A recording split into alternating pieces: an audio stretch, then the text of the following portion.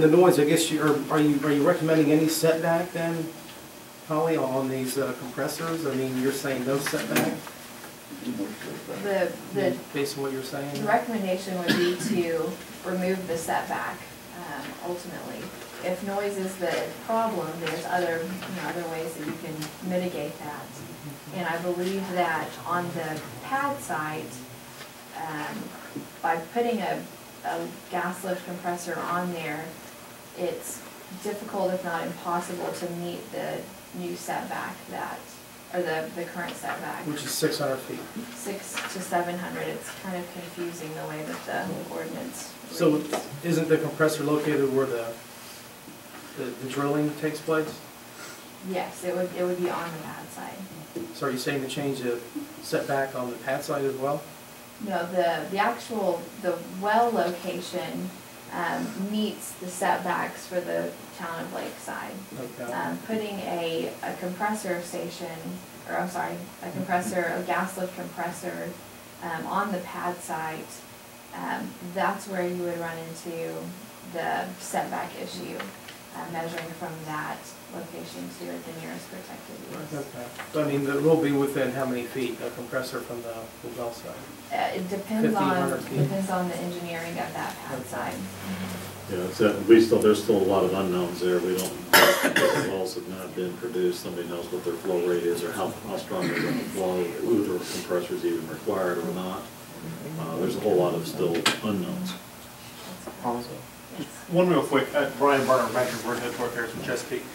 One of the issues we're talking about with these compressors is they are lift compressors, not line compressors. We've got to make that distinction. These compressors are temporary only, and what they do basically is pull enough water head off of the well so that the gas will flow. And once that's done, it may be on the site for 15 days, 30 days, 45 days. It's a temporary location. That's the reason it's rented. And then once that's done, it moves off site. So to require extra setback or even enclosures around this doesn't make a whole lot of sense from an operational standpoint, a mechanical standpoint. What's the longest that they could sit there? It depends on how much water is in the wells, and we've got some wells that are that produce a lot of water, and as a result, they have a lot of water head that comes over the top of them, and they may sit there for 30 or 40 days just to get enough water out so that the gas will flow out by itself, and then again they're gone. We've got other wells that within a week that the situation is remedied, and then we take the sites off, and that's one reason why they're skid mounted and they're mobile, so that they can be moved around, as opposed to the big line compressors, which actually pull the gas from the site and then push it down into the transmission line, and those are not going to be on this site, nor are they in Lakeside, as I understand it. So. Thank you for that clarification. It is a huge clarification. Because the town is very sensitive to line compressors. Well, just last delineation here. A lot of times, the line lift compressors, they're significantly smaller engines, something that you see like in a D9 Cat or maybe even in your fire engine. Yeah. That size of engine may be slightly larger, where your line compressors are massive, half the size of this room type of engine size. So there is a significant difference, and if we try to compare one with the other, it is an apples and oranges situation. Thank you for that clarification. Thank you.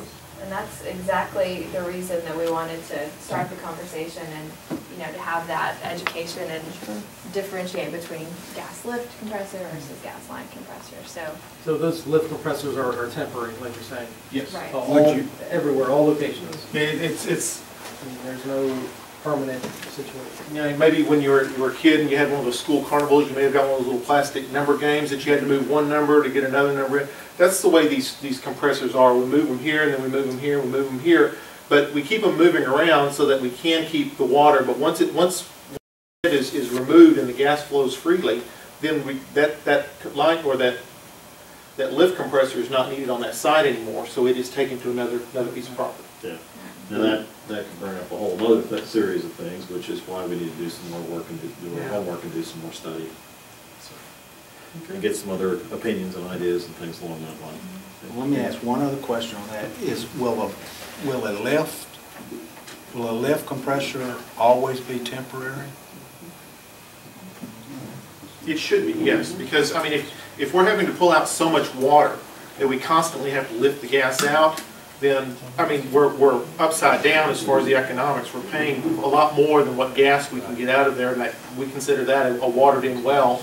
And, you know, we have wells that we've shut in because it just does produce too much water and has too much head on it. Well, why would this, on page 4, why would it say if permanent lift compressor? Is that not the right terminology? Let me look at that.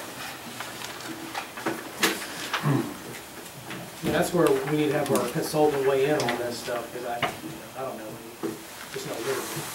You know, the only thing that I might see, you know, I think that may be sort of a caveat for a full build-out. If we've got 15 wells on that site, and, you know, at some point in time in the significant future, so we'd have to put the compressor on this well, and this well, and this well, and it just sort of keeps rotating through the site.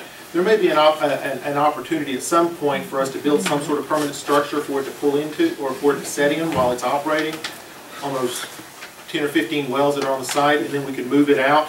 But, you know, in the short term, it does not make sense to build a permanent structure around a temporary piece of equipment. I'll say it's still too early to tell, and there's more information has to be gathered. So, Okay, yeah. thank you. We appreciate y'all coming down. You're welcome. Thanks for having us. Yeah.